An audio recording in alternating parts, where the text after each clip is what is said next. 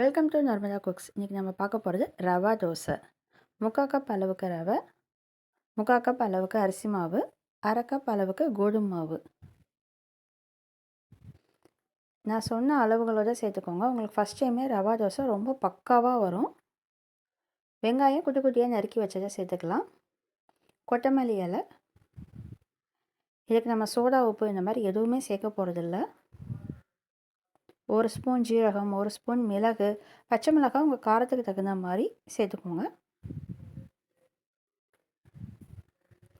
இந்த தோசை செய்கிறதுக்கு ரொம்ப பொறுமை வேணும். கொஞ்சம் பொறுமையாக இருந்தால் தோசை பக்காவாக வரும். தேவையான அளவு உப்பு சேர்த்து நல்லா மிக்ஸ் பண்ணிக்கலாம். இந்த தோசைக்கு தண்ணி தாராளமாக விட்டுக்கலாம். இந்த தோசையே ரொம்ப தண்ணியாக இருக்கும் இந்த மாவு. நல்லா மிக்ஸ் பண்ணிவிட்டு ஒரு 1/2 hour ஊற வச்சிடலாம். அப்போ தான் நமக்கு அந்த ரவையெல்லாம் நல்லா ஊறி வரும். மாவு நல்லா கெட்டிகள் இல்லாமல் நல்லா கரைச்சிடலாம். ஒரு 1/2 hour கழித்து பார்த்தோம்னா கீழே மாவு இருக்கும், மேலே கொஞ்சம் தண்ணியாக இருக்கும். இதில் குட்டி குட்டியாக சாப் பண்ண இஞ்சி சேர்த்துக்கலாம். இப்போ எல்லாத்தையும் நல்லா மிக்ஸ் பண்ணிவிட்டு நம்ம தோசை சுட ஆரம்பிச்சிடலாம். இந்த தோசை செய்கிறதுக்கு பேன் நல்லா ஹீட்டாக இருக்கணும். அப்போ தான் தோசை பர்ஃபெக்டாக வரும்.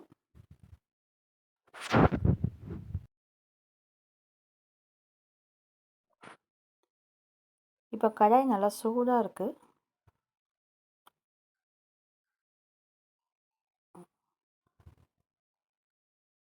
மாவுனா இந்த மாதிரி ஓட்டை ஓட்டையாக வரணும். இந்த தோசை நல்லா வெந்துருச்சுன்னா இந்த ஒயிட்டிஷாக இருக்கிறது ஃபுல்லாக நல்லா ப்ரௌன் கலரில் கலர் மாறி வரும்.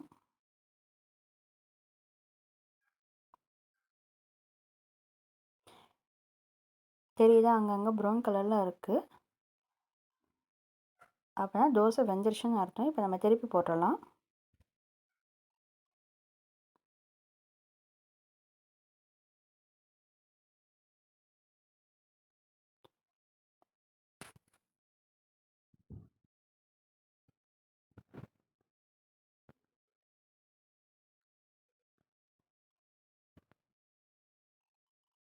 ரெண்டு பக்கம் எவ்வளோ அழகாக ப்ரௌன் கலரில் வெந்திருக்குல்ல. இதை அப்படி எடுத்து வச்சு நான் பிடிச்ச சட்னியோடு சர்வ் பண்ணி சாப்பிட வேண்டியதான். என்னோடய சேனல் பிடிச்சிருந்தா லைக் பண்ணுங்கள், ஷேர் பண்ணுங்கள், சப்ஸ்கிரைப் பண்ணுங்கள். Thank you all.